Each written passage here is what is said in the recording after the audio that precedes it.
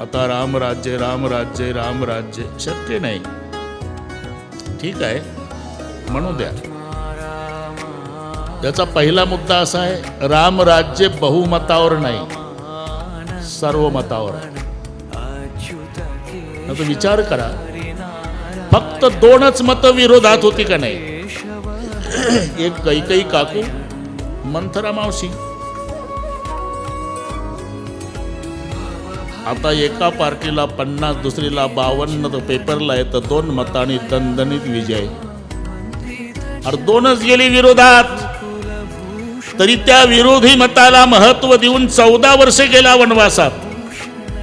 आणि 14 वर्षाच्या कालावधीत ते विरोधी मत रामासारखी झाली. म्हणजे अयोध्येत सार्वमत आलं, तेव्हा रामराज्य झालं, बहुमतावर नाही. 2 मंडळाच्या मध्ये पाहिजे राजा. आता नाही का लोकसभा विधानसभा, थोडक्यात सांगतो.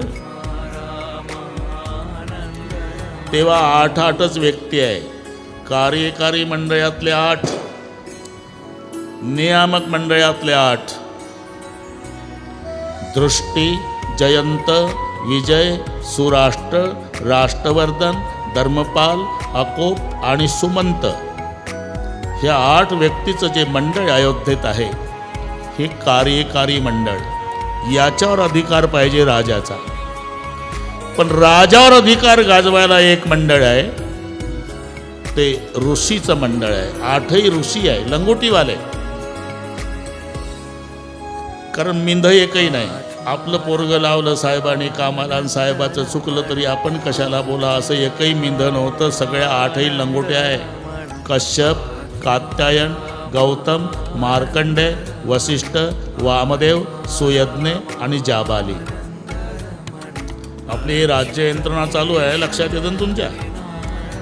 राजा 2च्या मध्ये पाहिजे. राजाचा अधिकार या 8 जणांवर पाहिजे, ते कार्यकारी मंडळ. राजावर अधिकार गाजवतं ते नियामक मंडळ.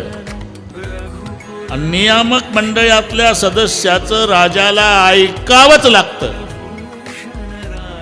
म्हणून वसिष्ठ नियामक मंडळाचे सदस्य आहे. इथं उत्तर आलं ना ते बरोबर. कश्यप, कात्यायन, गौतम, मार्कंडे, वसिष्ठ, वामदेव, सुयज्ञ आणि जाबाली. यामध्ये वसिष्ठ, राम देणार नाही म्हणणारा राजा. वसिष्ठ रामच काय, सोबत लक्ष्मण दे जा. पळत आला आणि पाय धरले, माझी 2 मुलं न्या बाबा. का? आदेश नियामक मंडळातून आला. ही यंत्रणा लक्षात घ्या.